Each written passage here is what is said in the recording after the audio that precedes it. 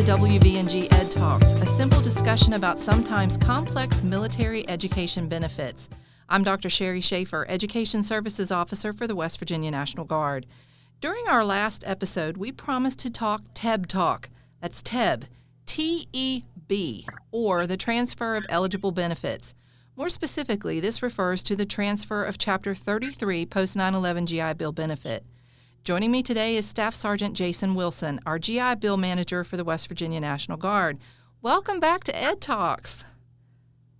Thank you very much, Dr. Shafer. It's good to be back. So start from the beginning for me. Can you describe in a nutshell what is the Chapter 33 benefit itself? So Chapter 33 is it's obviously the post-9/11 GI Bill, but it's an educational program for the service members that serve on active duty. They serve after September 10th, 2001, and they have to be able to receive an honorable discharge from that service. Gotcha. And so you qualify for it with just having that time after that time period, or how does that work? So basically, it's specifically USC codes that qualify. So any type of order that you're on will have those codes on it. Generally, there are specific ones that qualify you for time that counts towards that service. So we have some folks now who have been on the COVID-19 orders, and those qualify now, don't they? Yeah. Yes, they most definitely do. They're coded correctly because of being a presidential proclamation. So therefore, it does count as time qualifying towards post 9/11. So at what point can the benefit be transferred?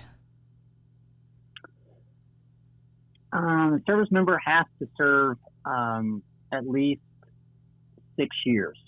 Has to commit at least that long.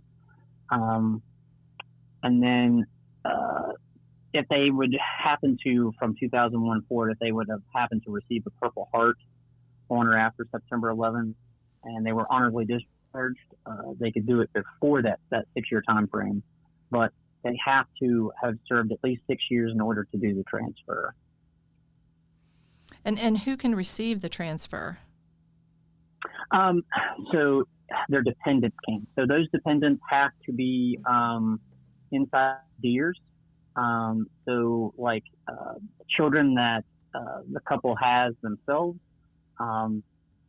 children that they adopt, things of that nature. But foster children and wards cannot use the benefit. So they have to actually be showing in years as well. Because when they go out to do the actual transfer, if they're not showing in years, they actually can't give that benefit to their dependent. So it would probably be a good thing for them to check before they decide to do this, is to check to see who else listed in their DEERs.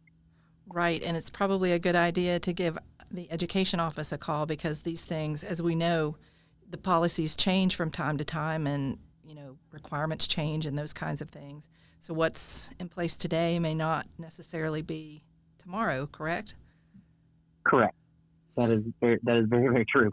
Yeah, I mean, we've seen it happen. So if a service member wants to initiate this process, what do they need to do? So a service member needs to make sure that they have a current, like their DD-214 from that service, or an NGB-23. Basically, an NGB-23, all that is a document that's in your IPRMS folder. It shows all, like, from the time you get into the National Guard through the end of your career, it's going to show time that you've served. So you may be a National Guard soldier who's drilled. It'll show that time frame, and then it'll have a different code and show time frames when you've deployed or done service that would count towards post-9/11. So those are things that the Education Center, when they look at the soldier and seeing if they qualify, that's what they're looking for inside of IPRMS. So there's DD-214s when you come off with orders, things of that nature. So like our COVID soldiers, when they come off orders, they obviously go through a process and they get a 214 showing that service. Same way with deployments and things of that nature. So if they don't have the 214s in there, the NGB-23 should show that time frame. It has to be a current updated one as well. Once they have that, they need to make sure that they're showing the 4-year commitment that they have to have in order to do this transfer of education. So if they already have more than 4 years or more on their contract already at that time frame, then they would be good. If they have less than 4 years, they would have to extend out to show that 4-year time frame when they apply. Meeting that 4 years, meeting that 4 years is critical, right? Yes, that is like a showstopper, so to say. If they don't have that 4 years, and like before if they go out to Mill Connect and apply before that 4-year contract is on there, they'll automatically get denied. So just they have to have that 4-year contract, 4 years on their contract when they go to apply. Mill Connect site, obviously, that's where they'll go out to and apply. So the place they'll have to go in. There's check boxes. A lot of times, me being a soldier as well, a lot of times we don't read things as well as we probably should. This is a very important, very, very important thing that they're going to need to put forth some effort and make sure that they take the time and read the boxes before they check them, because that 4-year commitment is a box that they check. They understand that they're committing to, 4 years, they have to serve that 4 years for this to actually take place or to be good. So one of the misconceptions I often hear is that, well, my child is not, they're not old enough to go to school yet, so I should just probably wait, right? I would suggest no. So if they're at that 6-year mark in their career and they just had a brand new baby, or their kids, 2, 3, 4, 5 years old, college seems like it's a long ways off. Mm-hmm. That's probably true, but there are a lot of people, things happen to them. They wait. Life happens to all of us. So if they hit that 6-year point and they plan on staying, I would highly suggest that they extend out, potentially get a bonus. I mean, there's a lot of bonuses out there for MOSs, but on the opposite of that coin, they could also get another important benefit. They could transfer their GI Bill benefits to their children at that point. I would highly suggest when they do the transfer, they don't just transfer 1 month. I mean, transferring 1 month is giving them a benefit, but something would happen to the service member before he would go back in, he or she would go back in and change that number, then they would lose out on any other benefits that the service member could give them. So we always say to treat it like a will, and it should be treated like that.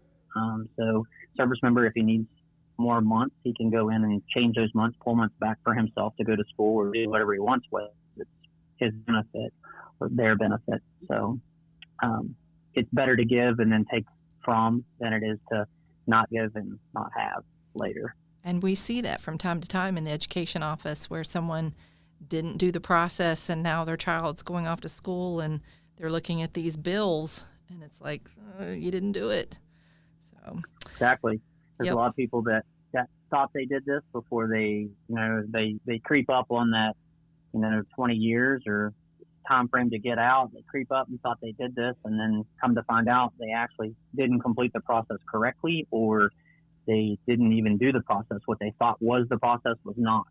They may have filled out a form for information on it at some point. I know that was the case during one of my deployments. A lot of people signed up for information on transferring their benefits, and it was just a form for that information. It wasn't the whole contractual portion and 4-year commitment and all of that they had to do through Mill Connect. So a lot of people thought they did this, and then I did have a case where a guy had two daughters, and that was what happened. He got to the point where he thought he had done it. His daughters were getting close to high school age, close to the end of high school and getting ready to go to college, and he called, and I had to tell him that he didn't have a benefit. So his girls don't have to pick up loans and pay out of pocket and things of that nature, scholarships to get through school. Yep. So the process to apply and everything, it's my understanding it's changed a little bit most recently, and do you have any tips to make that process go smoother? It has changed. There was a point in time where you could go out to Mill Connect and apply for the TEB without making sure everything was done first. So like if you didn't have that 4-year contract signed, or you needed to extend for a year or whatever, you would go on, you do your Milk Connect, let's say it was done today, and then they send you back an email saying you need to extend. Well, extending takes a little bit for it to update and everything like that in the system once you sign a contract. So basically what they were doing is they were giving you that time to basically correct things that you needed in order to have everything, all your I's dotted and T's crossed, to make sure that you had the 4-year contract, you went into Milk Connect, you applied, you were good to go. And then once that was done, then they would approve your account, and your start date would go back to the day that you applied. So now, basically what they're doing is you have to make sure that all this stuff is correct. You have 4 years available, that you have 4 years on your contract at that point in time when you apply, that you have an NGB 23 or DD 214 showing that you qualify for the benefit inside of your iFirms, because that's where they're going to actually go out and look. There's an old saying where, if it's not in iFirms, it didn't happen kind of thing. And that definitely holds true to a lot of stuff with education, especially this. So once a contract gets permed, it can be put in, may not even need to be updated as long as they can see the contract and it's good. That's helpful. But a lot of times it takes it a little while for that to get uploaded as well. So prepare for that time frame. Yeah. Just basically make sure you have all your ducks in a row before you actually go out and actually do the application process.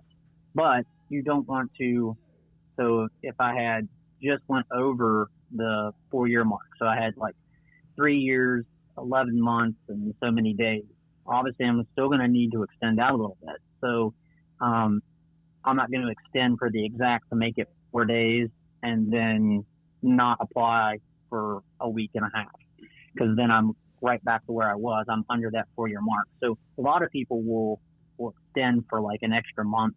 Doesn't really hurt anything. They're extending out for one more month, just to give them enough time to pad. But they sign that contract today, and they would have everything done. And they go out to Milk Connect on the fly.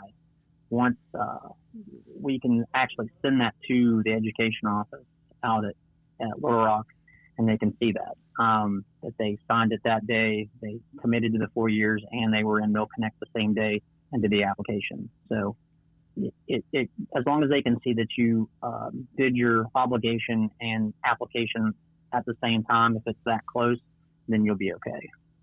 So on a personal note, you transferred your benefit, did you not? I did transfer my Chapter 33 benefits to my wife, yes. I re-enlisted for 3 years to give her 2 months of benefit. And although it might seem like it would not be worth it, she did take some great use out of the benefit. She paid for some testing that she took in school. The VA will pay back for testing. You can use your GI Bill to pay back fees for testing and things of that nature. So that's what she did with a lot of the time that she had that I gave her for those 2 months. So in your case, 3 years was worth 2 months.